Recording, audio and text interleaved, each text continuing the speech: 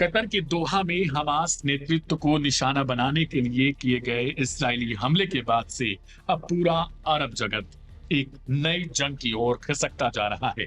इस बीच इसराइल और कतर की मध्यस्थता के लिए अब खुद अमेरिका सामने आने लगा है। बीते कल ही खबर आई कि अमेरिकी राष्ट्रपति डोनाल्ड ट्रंप ने नेतन्याहू से फोन पर बातचीत की। इस दौरान वो नेतन्याहू पर भड़क गए। अमेरिकी राष्ट्रपति ने कहा कि दोबारा ऐसी गलती ना की जाए। इसी के चलते कतर ने रविवार और सोमवार को अरब और इस्लामिक देशों की इमरजेंसी मीटिंग बुलाई है। इस मीटिंग में इसराइल के खिलाफ कोई प्रस्ताव भी आ सकता है। हालात संभालने के लिए अमेरिकी राष्ट्रपति डोनाल्ड ट्रंप इस वक्त कतर के साथ लगातार बातचीत कर रहे हैं। उनकी आज न्यूयॉर्क में कतर के प्रधानमंत्री शेख मोहम्मद बिन अब्दुल रहमान अल थानी से मुलाकात तय है। इस दौरान दोनों नेताओं के बीच इसराइली हमले को लेकर बात होनी है। यह मुलाकात इसलिए अहम है क्योंकि अब तक ट्रंप ने इसराइल के हमले को गलत ही करार दिया है और कतर का समर्थन किया है। माना जा रहा है कि इस मुलाकात में भी वह इसराइल को गलत बताते हुए कतर को धैर्य रखने का संदेश दे सकते हैं। वहीं कतर के प्रधानमंत्री चाहते हैं कि इस मीटिंग का इस्तेमाल इसराइल पर दबाव बढ़ाने के लिए किया जाए। पहले ही अरब और इस्लामिक देशों ने कतर के साथ एकजुटता दिखाई है। सऊदी से लेकर यूएई तक ने कतर के साथ अपनी दृढ़ता को दिखाया और साफ कहा कि इसराइल का हमला गलत है। इसके अलावा ब्रिटेन, फ्रांस, जर्मनी और ऑस्ट्रेलिया जैसे देशों ने भी इसराइल की कड़ी निंदा की। यहाँ तक कि 5 यूरोपीय देशों का कहना है कि सितंबर के आखिर में होने वाली संयुक्त राष्ट्र आम सभा की मीटिंग में वे इसराइल के खिलाफ जाते हुए फिलिस्तीन को मान्यता देंगे। कतर के प्रधानमंत्री शुक्रवार सुबह ही वाशिंगटन पहुंचे। यहाँ वह विदेश मंत्री मार्को रूबियो से व्हाइट हाउस में मुलाकात के अलावा उपराष्ट्रपति जेडी वेंस से भी मुलाकात करेंगे। वहीं शाम को न्यूयॉर्क में ट्रंप और मिडिल ईस्ट के दूत स्टीव विटकॉफ से उनकी मुलाकात तय है। ऐसे में इसराइल के लिए ये पूरी मुलाकात कहीं ना कहीं उसका मनोबल घटाने वाला हो सकती है। हालांकि इस्राएली प्रधानमंत्री बेंजामिन नेतन्याहू की तरफ से लगातार ये धमकी दी जा रही है कि अरब के वो देश जो हमास को शरण देने का काम करेंगे वे इन पर बिना रुके हमला करेंगे। नेतन्याहू ने कहा कि ऐसे देश हमास नेतृत्व को हमें सौंप दें। अगर वे ऐसा नहीं करते तो फिर उनके खिलाफ भी इसराइल हमला करेगा और वो अपनी संप्रभुता की रक्षा करेगा। दूसरी तरफ गाजा में हमले लगातार जारी हैं और कतर के दोहा में अटैक होने के बाद से अब सीज फायर वाली उम्मीद भी करीब करीब टूट चुकी है।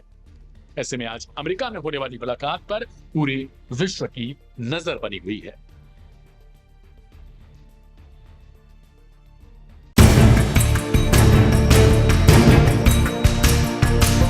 कतर की राजधानी दोहा पर हुए इजरायली हमले के बाद अरब देशों में एकजुटता दिखाई देने लगी है। सभी अरब देश अब एक सुर में इजरायल के खिलाफ बड़ी कार्रवाई की मांग भी कर रहे हैं। अरब देशों ने इजरायली हमलों की न सिर्फ निंदा की है बल्कि इजरायल को सबक सिखाने का प्लान बनाना भी शुरू कर दिया है।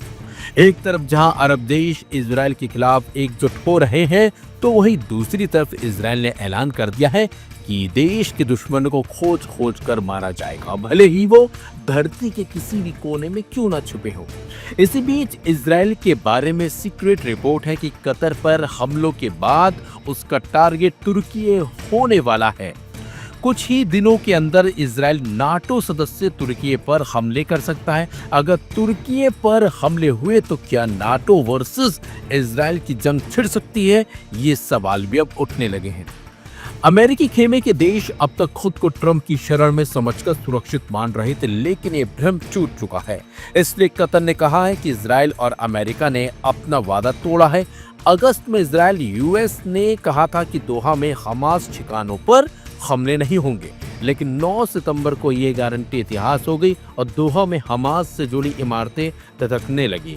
इजरायल के पीएम बेंजामिन नेतन्याहू ने कहा कि मैं कतर सहित आतंक को पनाह देने वाले सभी देशों से कहता हूं, या तो आतंकियों को निकालो या न्याय करो, क्योंकि अगर आप ऐसा नहीं कर सकते तो हम जरूर करेंगे। इसके साथ ही इजरायल के chief of defence staff Eyal Zamir ने भी चेतावनी जारी कर दी है। जमीर ने कहा कि इजरायली डिफेंस फोर्सेस के लंबे हाथ अरब में छिपे अपने सभी दुश्मनों को खत्म कर देंगे। मिडिल ईस्ट फोरम की रिपोर्ट है कि तुर्की इजरायल का अगला टारगेट है और कोई हैरत की बात नहीं है कि अगर 100 घंटे के अंदर अंदर इजरायली वायुसेना तुर्की पर हमला करते। अब तक हमास के नेता विवाद में मध्यस्थ कतर को सुरक्षित समझते रहे, लेकिन अब ऐसा नहीं है। मिडिल ईस्ट फोरम का दावा है कि इजराइल हमले को तुर्की प्रायोजित आतंकवाद के खिलाफ आत्मरक्षा का कदम बताएगा। नाटो संगठन में आर्टिकल 5 लागू करने पर गतिरोध पैदा होगा, क्योंकि यूएस, स्वीडन और फिनलैंड आर्टिकल 5 लागू होने पर वीटो लगा सकते हैं। यूएस इजराइल का समर्थक है और फिनलैंड स्वीडन की नाटो सदस्यता का तुर्की विरोध करता रहा है। इसलिए अरब में ये चर्चा आम है कि अब ना तो नाटो का अम्ब्रेला मुस्लिम देश तुर्की को बचा सकता है और न ही अमेरिका से मजबूत रिश्तों की सुरक्षा गारंटी अरब के बाकी देशों के काम आने वाली है। इसलिए अरब के देश अब अमेरिका और इजराइल के खिलाफ एकजुट हो रहे हैं। ऐसे हालात में इस्लामिक देश मिलकर इजराइल के खिलाफ जिहाद का ऐलान कर सकते हैं। OIC यानी ऑर्गेनाइजेशन ऑफ इस्लामिक कोऑपरेशन के 57 देश इजराइल के खिलाफ एकजुट हो रहे हैं। ये देश मिलकर इजराइल के खिलाफ धर्म युद्ध शुरू कर सकते हैं। इजराइल के हमलों का जवाब OIC के देश मिलकर दे सकते हैं। अरब के कुछ और देश रूस, चीन के खेमे से जुड़ सकते हैं। इस तरह अरब में एक महासंग्राम की चिंगारी भड़क सकती है और इस जंग में इजराइल अकेला पड़ सकता है।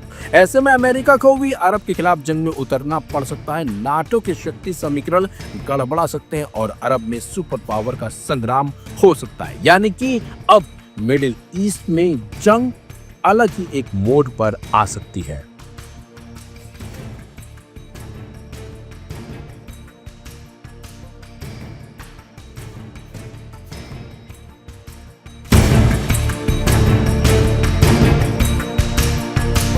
इसराइल ने कतर में मौजूद हमास नेताओं को खत्म करने के लिए जिस तरह से अटैक किया, उससे अमेरिका, कतर और खित्ते के सभी अरब देश सन्न रह गए हैं। एक्सपर्ट कहते हैं कि अगर ये हमास नेताओं को खत्म करने की अरब मुल्कों, इसराइल और अमेरिका की सोची समझी साजिश नहीं है, तो फिर इसराइल ने अरब मुल्कों की सरहद लांघना भी शुरू कर दिया है, वो भी खुलेआम ऐलान करके। क्योंकि कतर में हमास के लीडर्स पर हमला अंजाम देने के बाद इसराइल का जिस तरह का रुख और पीएम नेतन्याहू के तेवर हैं, वो अरब देशों के कान खड़े करने के लिए काफी हैं। जानकार कहते हैं कि अगर अब भी अरब मुल्क नहीं संभले तो सिर्फ हाथ मलते रह जाएंगे। अब बड़ा सवाल ये है कि गजा के लिए इसराइल को रोकने क्या अरब मुल्क मिलकर कोई मिलिट्री एक्शन ले सकते हैं? तो इसका जवाब फिलहाल ना है, क्योंकि अमेरिका पर पूरी तरह से निर्भर खित्ते के अरब मुल्क इस तरह की कोई कार्रवाई तो करने से रहे। लेकिन ईरान के supreme leader ayatollah Ali Khamenei अगर बार बार कहते हैं कि इसराइल के खिलाफ अरब और मुस्लिम मुल्कों को अपनी एकता दिखाने का वक्त आ गया है, तो इसके मायने कई तरह के हैं।